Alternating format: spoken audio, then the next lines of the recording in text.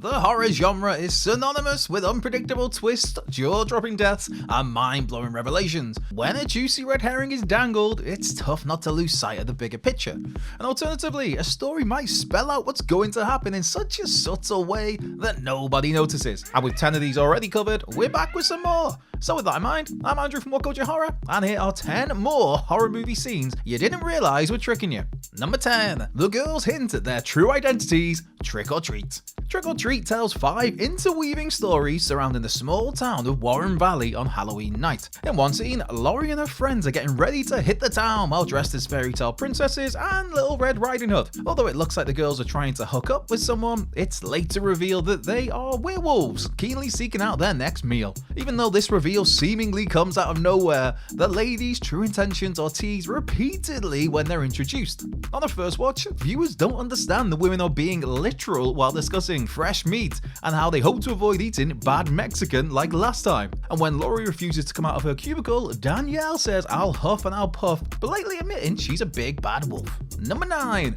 The bullet holes in Rhodes' shirt. Identity.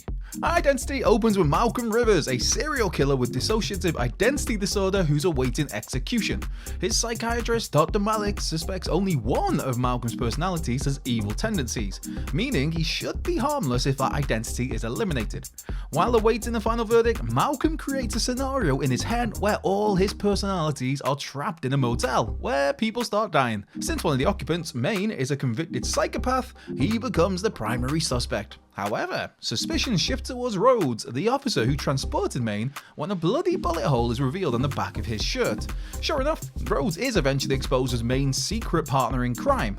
After shooting his correctional officer dead, Rhodes stole that uniform to pass himself off as a cop. And when Rhodes attacks the others, there's no doubt he's Malcolm's killer personality. But in the movie's final moments, the seemingly innocent kid Timmy is exposed as Malcolm's murderous alter ego. In hindsight, it was clever to throw 2 extra killers into the mix, helping to mislead audiences from identifying the true culprit. Number 8. The group chat is a joke. The Hunt. In The Hunt, a dozen gagged captives awaken in a forest, having no idea how they got there. After finding the supply of weapons, a group of unknown assailants begin mowing down this group, urging them to run.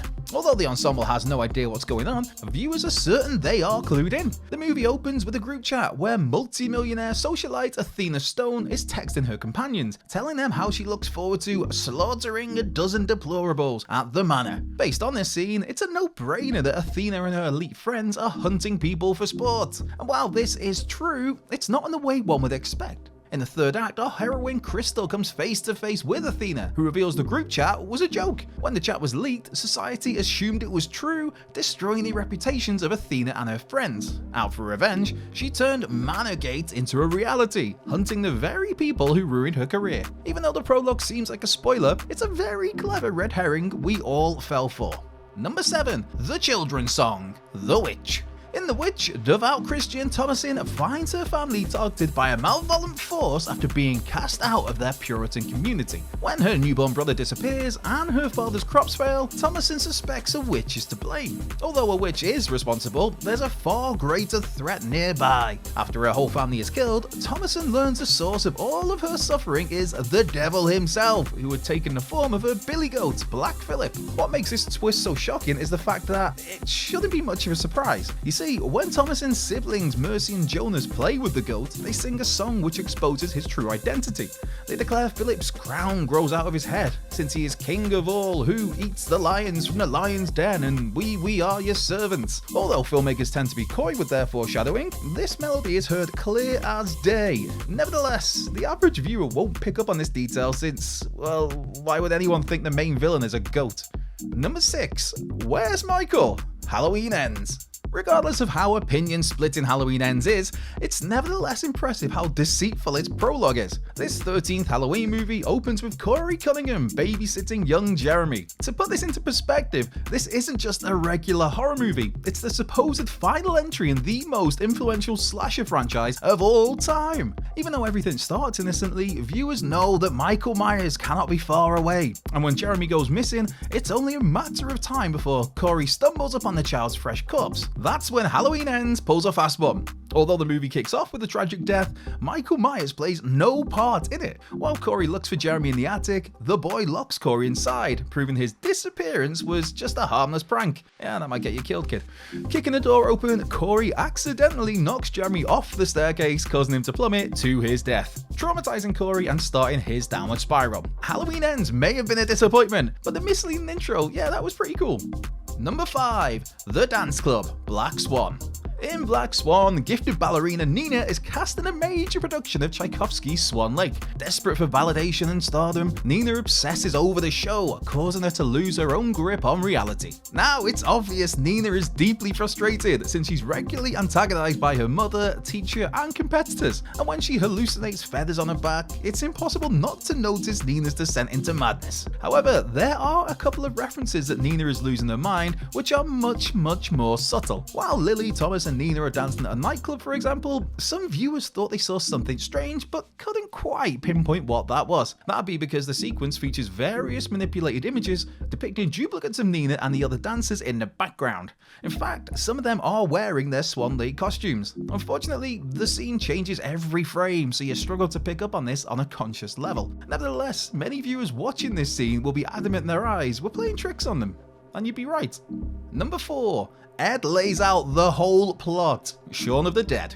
Although Shaun of the Dead was a hilarious spin on the zombie subgenre, Edgar Wright's rom-com-zom or rom-zom-com or whatever deserves a lot of credit for its masterful story structure. After our titular hero gets dumped, best friend Ed tries to cheer Shaun up, saying, "Have a Bloody Mary first thing, bite at the king's head, couple at the little princesses, stagger back here for a shot." Unbeknownst to first-time viewers, Ed has literally just explained the entire film. The first zombie they encounter? That'd be checkout girl Mary. After that, Shaun's stepfather Philip, aka the King, gets a bite taken out of him. The little princesses? That references Ed and Shaun teamed up with Liz, Diane, and Barbara. They'll then stagger back to the pub by impersonating zombies, where the film concludes with Shaun using the pub's rifle to shoot the undead. Nick Frost is so casual with how he delivers Ed's monologue, it's impossible to notice he's just spoiled the whole movie.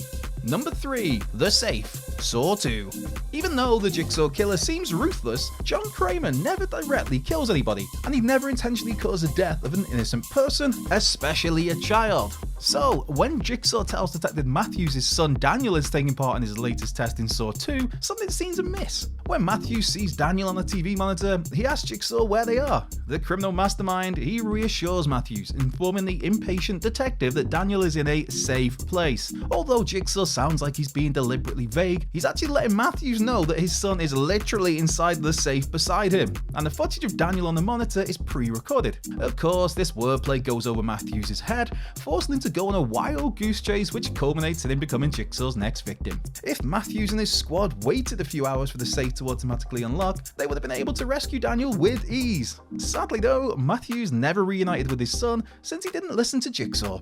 Number 2. The Sheriff's Shoes. Scream. In Wes Craven's first Scream, there's one moment where fans thought they'd worked out who the film's killer was. While Sheriff Burke speaks to Dewey, he drops a cigarette and stamps it out with his boot.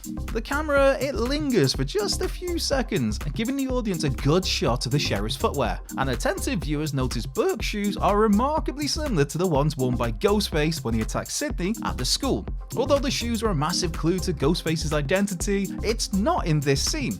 When Billy Loomis drops his phone, there's a brief shot of his Doc Martens, which are the same steel-toed shoes worn by the killer. However, most viewers didn't spot this pivotal detail on their first watch, since they were focusing on Billy's phone. But that's not all. When the main cast are first introduced, everyone can be seen wearing bright sneakers, except for dual killers Billy and Stu, who are sporting Doc Martens. Number 1. The opening scene, Triangle. Psychological horror Triangle opens with frustrated but loving mother Jess prepping her autistic son Tommy for a boat trip. When she arrives at the harbour alone though, her exhausted manner implies she decided not to bring Tommy. From there, Jess and her friends find themselves trapped in a time loop while aboard a mysterious ship. And when Jess finally returns to shore, she assumes this nightmare is over. How wrong. After making it home, Jess sees her other self readying Tommy for the boat trip, proving she's still stuck in this time loop. And when Jess watches her counterpart being physically abusive to Tommy, the audience realizes they completely misconstrued her behavior in that first scene. But that's not all. To stop from getting on the boat, Jess has no choice but to kill her past self.